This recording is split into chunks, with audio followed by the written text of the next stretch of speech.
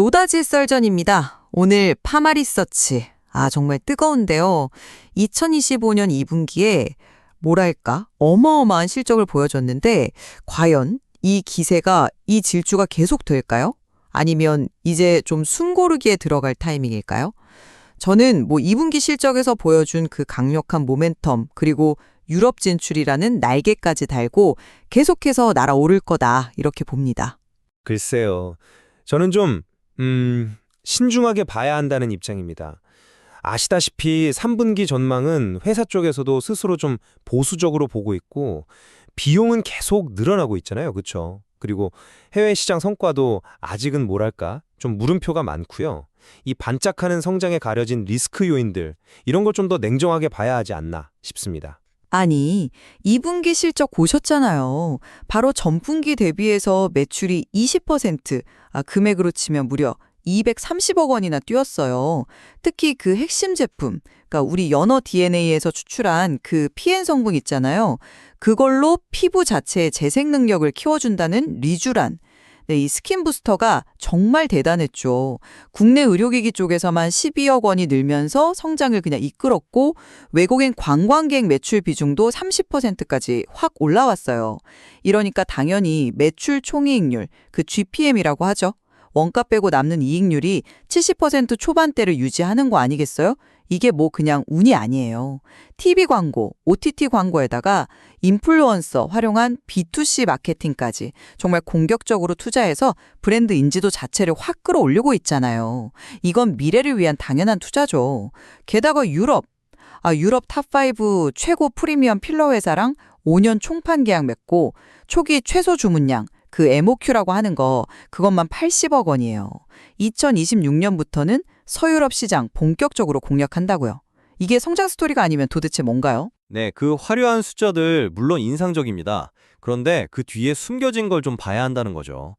회사 스스로도 3분기 매출은 2분기랑 거의 비슷할 거다, 플랫할 거다. 다시 말해 성장이 잠깐 멈출 거라고 얘기하고 있습니다. 여름은 원래 피부 미용 시술 비수기고요. 외국인 관광객도 2분기처럼 그렇게 폭발적으로 늘어나기는 좀 어렵겠죠. 9월 말에 중국인 무비자 입국 효과요. 글쎄요. 3분기 실적에는 거의 영향이 미미할 겁니다. 더 큰 문제는 사실 비용이에요. 2분기에 판매 관리비가 전분기보다 100억 원이나 늘었는데 그중에 광고 선전비만 80억 원이에요. 해외 사업부 인력 계속 충원하고 있죠. 당연히 인건비 늘죠. 물류비 같은 변동비도 계속 오르고 있고요. 3분기에 영업이익률 OPM이 좋아진다? 그건 2분기에 집행했던 일회성 광고비 한 50억 원이 빠지니까 그냥 숫자상으로 그렇게 보이는 거지 이게 비용 관리를 갑자기 잘해서가 아니라는 겁니다. 심지어 4분기에는 또 연례 행사 같은 것 때문에 다시 마진이 나빠질 거라고 회사 스스로 예고까지 했잖아요. 미국 화장품은 안정적이라지만 성장이 폭발적이진 않고 유럽 진출은 이제 빨라야 2026년 얘긴데 초기 물량 80억 원이 지금 분기 매출 생각하면 그렇게 아주 큰 규모인가요? 성공까지 시간과 돈이 또 얼마나 들지 이건 아직 모르는 일입니다. 아니, 3분기 비수기에 전분기 수준만 유지해도 잘하는 거죠. 그걸 가지고 성장이 멈췄다고 보시다니 그건 너무 부정적인 시각 아닌가요? 그리고 마케팅 비용 당연히 써야죠. 지금 안 쓰면 언제 씁니까? 일본에서 팝업 스토어 열 때 10억, 15억 들어가는 거 그거 다 유럽 같은 더 큰 시장 잡으려고 지금 씨 뿌리는 과정이에요. 광고비도 무작정 쓰는 게 아니라 매출 대비 10% 초반 목표로 유연하게 관리하고 있다고요. 투자 없이 어떻게 성장을 합니까? 좀 길게 봐야죠. 유럽 파트너가 그냥 단순 유통사가 아니라니까요. 현지 마케팅 능력이 탄탄하니까 시너지도 클 거고요.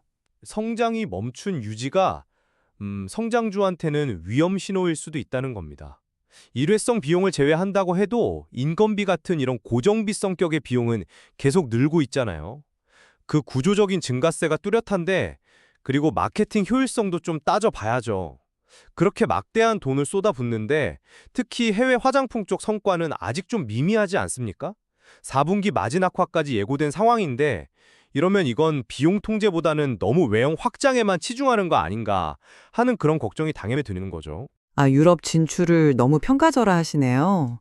2020년 시작이지만 그 파트너가 현지에서 정말 인정받는 프리미엄 브랜드 강자라서 리쥬란의 고급 이미지랑 아주 잘 맞물릴 겁니다. 초기 MO표 80억도 그건 그냥 시작일 뿐이고 매년 늘어나는 조건이에요. 수요가 좋으면 물량 조절도 당연히 가능하고요. 경쟁 제품이요. 리쥬라는 그 연어피엔이라는 독보적인 성분이 있고 또 오랜 기간 검증된 안전성이 있어요. 피부 속 환경 자체를 개선하는 그런 개념이라 그냥 뭐 볼륨 채우는 필러랑은 또 다르죠. 다른 회사들이 따라하려고 해도 기술력이나 안전성 데이터 확보하는 게 그게 쉽지 않을 겁니다. 오히려 뭐랄까 경쟁자들이 좀 나와서 이 스킨 부스터 시장 전체 파이를 키워주는 그런 긍정적인 효과도 기대해 볼 수 있다고요. 아직 위협이 아니라는 건 뒤집어 말하면 언제든 위협이 될 수 있다는 말이죠. 성공하면 경쟁자는 당연히 따라붙는 게 시장의 생리입니다. 원재료가 다르다고 해도 소비자들이 그걸 얼마나 명확히 구분할까요? 결국 가격 경쟁이 벌어질 가능성도 배제 못하고요. 안전성 문제도 글쎄요, 그건 시간이 지나면 또 해결될 수도 있는 부분입니다. 유럽 성공요? 아직은 그냥 청사진일 뿐이에요. 그 큰 시장에 제대로 안착하려면 얼마나 많은 시간과 자원이 더 들어갈지 그건 아무도 장담 못합니다. 파마리서치는 확실한 캐시카우인 리쥬란 그리고 탄탄한 내수 기반 위에다가 공격적인 마케팅과 유럽 진출이라는 정말 강력한 성장 엔진에 달았습니다. 단기적인 조종 우려 이런 거에 갇히기보다는 글로벌 에스테틱 강자로 나아가는 이 장기적인 성장 그림에 주목해야 한다. 저는 그렇게 봅니다. 2분기 실적 물론 인상적이었습니다. 부정할 수 없죠. 하지만 바로 이어지는 3분기의 그 보수적인 전망, 그리고 가파르게 늘어나는 비용 부담, 또 아직은 좀 불확실한 해외 시장 성과라는 이런 현실적인 과제들을 그냥 무시할 수는 없습니다. 장밋빛 미래 이전에 넘어야 할 산이 분명히 존재한다. 이 점을 강조하고 싶습니다. 네, 파마리서치의 미래. 정말 기대와 우려가 교차하는 그런 시점인데요. 이 폭발적인 성장이 과연 계속될 수 있을지 아니면 잠시 숨을 고르고 가게 될지 오늘 저희의 이 치열했던 논쟁을 바탕으로 시청자 여러분께서도 한번 직접 판단해 보시면 좋겠습니다.